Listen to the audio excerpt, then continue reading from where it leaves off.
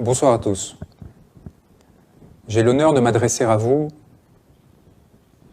après un moment qui apparaît historique dans l'histoire du Sénégal et qui a amené un juge, seul, face à la toute-puissance de l'État et du gouvernement, à réinstaurer dans ses droits le principal opposant politique, Ousmane Sonko, et lui permettre de se réinscrire sur les listes électorales et ce faisant, de devenir candidat à la candidature pour l'élection présidentielle de février 2024.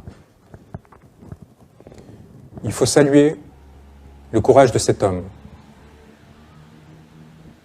face aux provocations, aux mesures d'intimidation mises en œuvre par le représentant de l'État sénégalais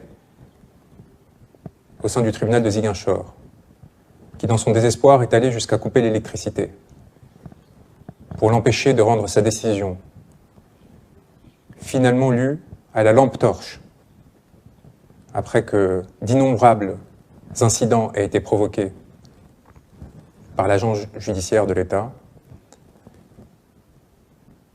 Cet homme donc a tenu bon. Cet homme qui avait été exilé par le pouvoir, parce qu'il croyait au droit, dans ce qui était considéré comme les confins du Sénégal,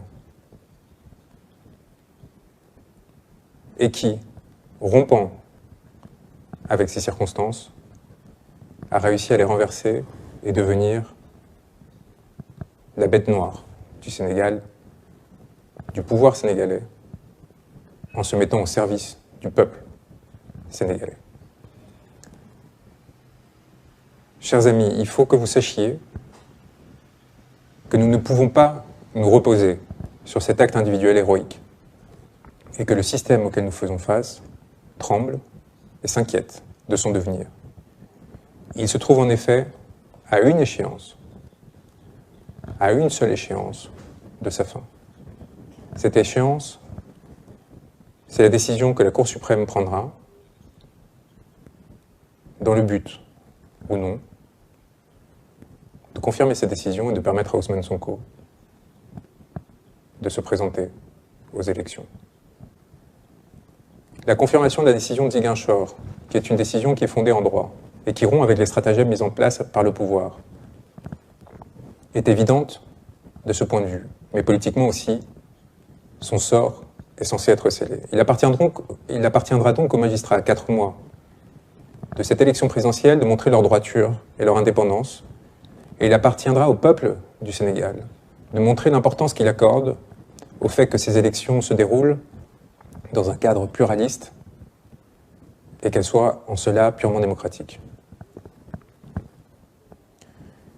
Nous avons l'opportunité de rompre avec un cycle qui, commencé en mars 2021, a vu la violence devenir un instrument du politique et de domination de la part du pouvoir.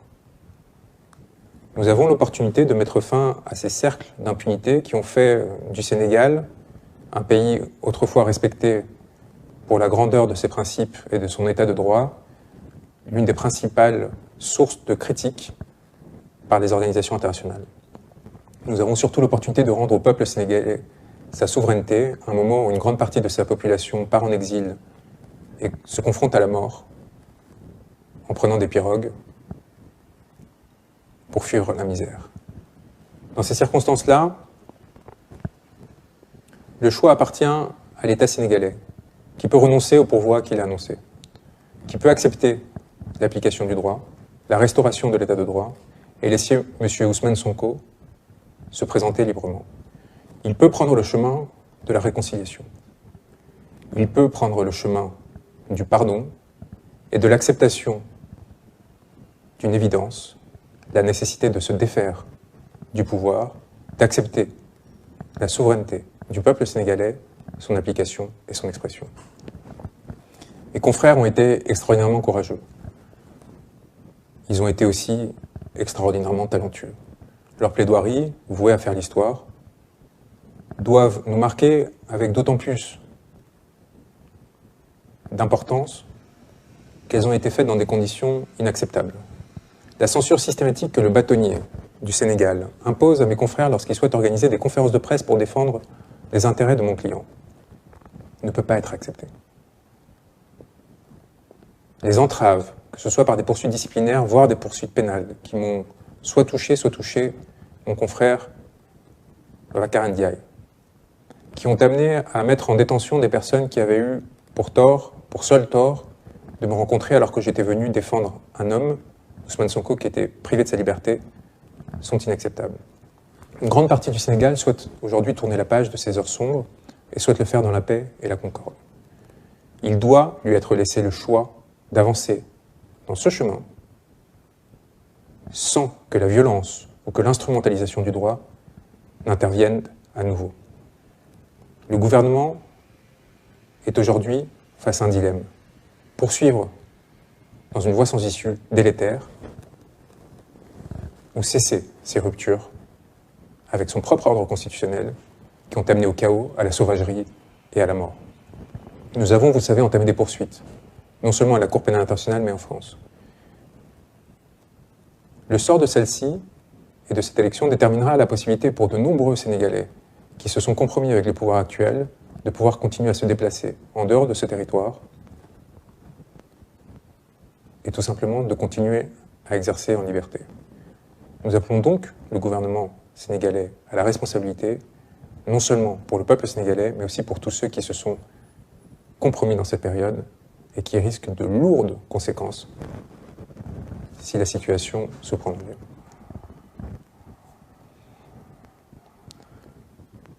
Je souhaite dire un mot aux Sénégalais qui penseraient que la suite dépend de l'État, des avocats de M. Sonko. Ce qui s'est passé à Ziguinchor n'a été permis que grâce à une mobilisation populaire massive et par la démonstration renouvelée que le peuple n'acceptera pas de se laisser piétiner, que le peuple n'acceptera pas que ces élections aient lieu sans la participation de M. Sonko, et que le peuple sera prêt à tirer toutes les conséquences d'une violation de ses droits afin de se faire respecter. Il est donc essentiel que dans la perspective des prochaines échéances, cette mobilisation se maintienne. Et le courage et la créativité de ceux qui, malgré les interdictions systématiques de manifestation, malgré l'existence de 1500 prisonniers politiques sur ce territoire, ont continué à trouver de nouvelles voies pour démontrer leur soutien à M. Sonko et plus généralement à la démocratie, est crucial. Que ce soit par la démonstration systématique de cet engagement au sein de manifestations publiques, comme lors des matchs de football, ou à travers la mobilisation sur les réseaux sociaux et enfin les mobilisations populaires sur le terrain, il apparaît essentiel et cardinal que vous continuiez, par fidélité aussi, pour les sacrifices qui ont été mis en œuvre par M. Sonko pour défendre les intérêts de cette population. Celui-ci croit en son destin, n'est prêt à aucune forme de compromission, de négociation comme tant d'autres s'y sont voués. Il respecte et exige le respect strict de l'état de droit qui doit, de façon concomitante, lui permettre de se présenter sans condition et sans qu'il soit besoin de se compromettre ou de demander une quelconque assistance au pouvoir actuel. C'est donc un appel solennel à celui-ci, à respecter ses propres règles et à s'engager sur la voie de la normalisation de la situation politique que nous passons maintenant. Nous vous appelons, Sénégalais, à protéger l'ensemble des personnes qui se sont engagées pour vous défendre, vous, vos intérêts et votre dignité, à vous assurer qu'ils ne seront pas touchés, à vous assurer que nulle main ne pourra venir sur eux pour les atteindre et les affecter. Depuis Paris, depuis les Comores, mon confrère Saïd Larifou exerce et a fait le déplacement jusqu'à Ziguinchor pour montrer encore une fois l'importance et l'attachement qu'une grande partie de la communauté internationale a pour cette affaire. Des Antilles, où ma consoeur Lorenza Brojac et Maître Tacita agissent. Des institutions internationales de Madrid, où nous avons été reçus pour mettre en place une série de mobilisations afin de restaurer l'état de droit et la démocratie sénégalaise. Nous vous assurons que nous resterons à vos côtés et que nous continuerons à nous battre pour peu que vous aussi, vous restiez mobilisés. Nous appelons enfin les magistrats et les hauts fonctionnaires qui seraient inquiets des conséquences qui pourraient y avoir sur leur carrière, dans le cas où ils respectaient le droit et l'appliquaient, plutôt que de se soumettre aux instructions politiques et inacceptables du pouvoir en place. Nous les appelons d'une part à se rappeler de leur serment, de la nécessaire dignité avec laquelle ils doivent exercer. Nous les appelons aussi de façon plus pragmatique à se rappeler que dans quelques mois, ce pouvoir s'effondrera s'il cesse de respecter ses propres principes. Sans Ousmane Sonko, en février 2024, il n'y aura pas d'élection. Il n'y aura pas d'élection parce que le droit, le strict droit, exige qu'il puisse se présenter. Et nous rappelons que les procédures que nous avons enclenchées ne sont pas complètes et que toute compromission de la part de forces institutionnelles qui viendraient détourner le droit de façon évidente dans le but de complaire au pouvoir actuel feront l'objet de poursuites supplémentaires et amèneront à des conséquences qui pourront, encore une fois, toute leur vie, les poursuivre. Il n'y a pas de possibilité de négociation, que ce soit d'une autre candidature que celle de M. Sonko, que ce soit celle d'un décalage des élections comme cela a été un temps prévu, ou que ce soit évidemment la tenue d'élections sans des représentants de ce courant populaire massif qui s'est levé aux côtés de ce dernier. La communauté internationale le sait, l'a rappelé et indiqué encore récemment au pouvoir sénégalais lors de son passage aux États-Unis, rappelé la nécessité de tenir des élections inclusives et a pris acte de la décision de Ziguinchor qui, encore une fois, fera l'histoire. Je tiens à rendre hommage, encore une fois, une dernière fois, à l'ensemble de ses confrères qui, depuis Dakar, continuent d'exercer malgré les pressions qui sont les leurs, qui se sont déplacés à Ziguinchor pour arracher cette victoire essentielle. Nous sommes fiers de porter la même robe qu'eux, nous sommes fiers d'agir à leur côté, nous sommes fiers de continuer à marcher aux côtés de vous, peuple sénégalais. Je vous remercie pour votre engagement, je vous dis que cette victoire est vôtre et qu'il faudra maintenant la confirmer, que ce sera une affaire de quelques jours, que nous irons demander dès obtention de la décision les formulaires de parrainage au sein de la direction générale des élections et que nous continuerons à nous battre en mettant en place l'ensemble des procédures judiciaires, mais aussi politiques nécessaires aux fins du respect du droit de M. Sonko.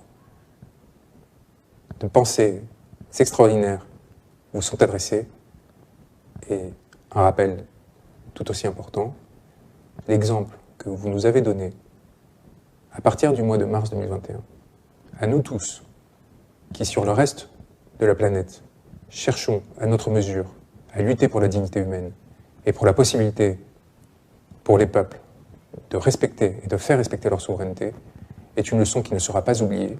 Vous êtes à quelques pas de la victoire, d'une victoire qui démontrera qu'à travers le droit, qu'à travers la paix, il est possible de changer le destin de millions d'êtres humains. Nous vous engageons à ne rien lâcher.